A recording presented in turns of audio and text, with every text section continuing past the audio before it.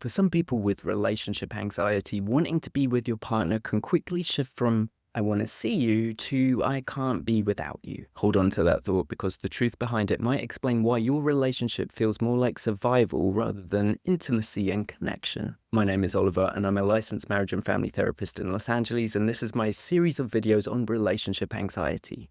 I'm on a mission to help people understand the patterns in their anxiety and their relationships, why it happens, and most importantly, how to break free from it. Have you ever noticed yourself waiting for your partner to come home before you can calm down, or found yourself unable to make small decisions without their input? If your emotional stability sometimes feels like it depends entirely on another person's presence, their reassurance, or even their mood, you might be living under what I call the regulate me requirement. This is one of the 10 rules of relationship anxiety that you have to know about because you're following them without even knowing. And this is one of the anxiety's seductive but destructive rules. So let me explain that to you. Anxiety has got one job, and that is to scan the horizon for potential threats. Back when we were hunter-gatherers, that was pretty useful.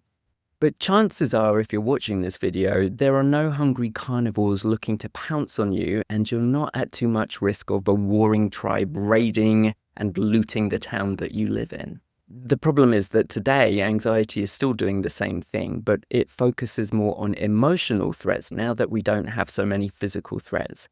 And when you're in a relationship, the biggest threat that could be is your partner leaving you. The regulate me requirement is a rule that anxiety insists you obey, which says, forget that you are a capable, competent adult, hand your well-being over to your partner instead. Which makes no sense, but it's based in the belief that you cannot, but literally cannot manage your emotional state without someone else doing it for you. And perhaps the thought process that anxiety has is that this is a tactic that will ensure that they won't leave you because you need them so much. And if you appear to need them so much, you're definitely not going to be a threat to them so that they won't leave you. When this rule governs your relationship, your partner slowly becomes less of a companion and more of a walking anxiety medication, a bodyguard, and sometimes even a parental figure.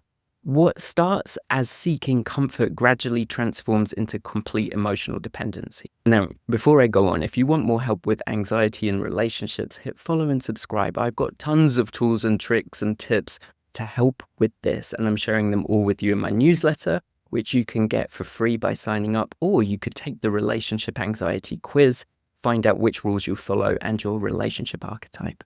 So what is this rule all about? Well, I tend to lean into family systems theory, and Murray Bowen had some great terminology for all of this. I've completely butchered it and reduced it into neon pink and blue shapes because that's my brain works. So I'll spare you the full lecture on differentiation of self and give you the cliff notes. Consider this to be a healthy person, the epitome of psychological health. This person is entirely theoretical because no one on the planet looks like this, but if they're worse, they would have nice solid boundaries around themselves. They would be able to separate out their thoughts from their feelings, to have feelings about their thoughts and thoughts about their feelings. They also have this nice, healthy sense of self that is carried around inside of us that's separate from the sense of the other person. So the sense of self is like, we all know who we are. We know our history. We know what we like. We know our preferences. But we also carry around internal representations of other people and in particular, those who are closest to us. So when you're at the grocery store, you can pull up the mental image of your partner, other, and imagine their delight when you remember to buy their favorite ice cream, or actually just remember that you have a partner at all. We need this internal sense of other people to be in relationships. Now, most of us on the planet look more like this. We have a really hard time separating out our thoughts from our feelings. And I see this all the time in my office when one partner says, "I feel like they're mad at me all the time." That is not a feeling. It's a thought. If they were actually describing a feeling, it might be, "I feel concerned," or "I feel afraid." "I feel that" is always a sign somebody's got their thoughts and feelings mushed up to me. And I also know when self and other are mushed up, when one partner says, "We feel that we really need help with our communication." So first of all, again, that's not a feeling. And secondly, who is we? Speaking on behalf of someone else is often a sign that self and other is all mushed up. And that means that there's a bit of a blurring between boundaries between self and other. There's a loss of self into a mush of togetherness, we. I can go on and on about this, but the regulate me requirement brings up another way that we can play with the visuals, because we can start to change the size and position of them. Needing someone else to feel okay implies that the other person has grown bigger, they have more power, they maybe are stronger, but it also implies that self becomes very small. That is not a healthy, balanced partnership with equal participants in it. And it's a way of visualizing this law of anxiety, because it tricks us into thinking that our worth, our sense of self, is less than our partner's. If my self-esteem rises and falls depending on whether my partner is pleased with me, whether they're in a good mood, my internal sense of self becomes outsourced and is entirely contingent on another person's response, which means that they have more power and other is more important than us. This creates a very unstable, uncertain world where control must come from outside of you. With this comes high evidence requirements. This is a theme in anxiety disorders, needing constant proof that you're okay, that you're loved, that you're safe. But when you need someone else to give you a sense of security because you can't do that yourself, you become hypervigilant, always watching, always monitoring. You're looking for data that either confirms you're safe or signals danger. So every slight change in your partner's tone, every delayed response, every tired sigh becomes potential evidence that your worth and safety is in question. This is exhausting for you and really suffocating for them.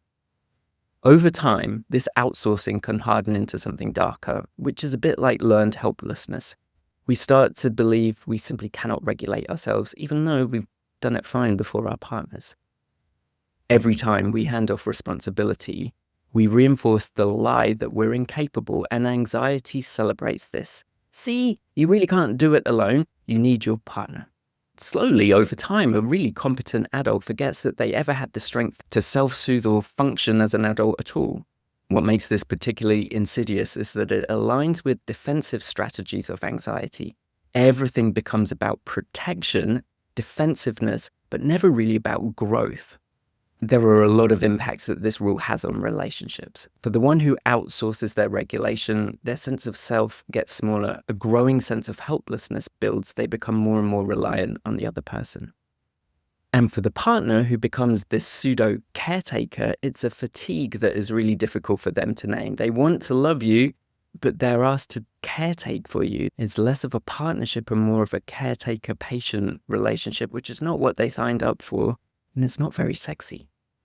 This leads to a lot of resentment over time. Instead of two people walking side by side, one person has to carry the other. There's a lot of research on relationship dynamics like this, and it shows a bit of a vicious cycle of pursuer and distancer. The more the anxious partner pursues regulation or security from their partner, the more the partner needs to distance themselves to maintain their own sense of self and emotional equilibrium. But that distance triggers the anxious partner's deepest fears. I knew they were going to do this. The partner doing the caretaking gets really tired of being someone else's entire emotional infrastructure. They lose attraction, not necessarily because they don't love you anymore, but because it's hard to feel romantic towards someone who is constantly needing to be propped up emotionally. So how do we break free from this regulate me requirement? Well, the answer isn't to become emotionally independent or stop needing anyone. But it does sound like some grounded interdependence is needed. I'm all about the first step as being able to recognize this pattern showing up. So notice when, why, and how often you're reaching out for your partner. Are you coming at the communication in which your self is equal to the other? Or is other bigger than self? I need you, I'm lost without you.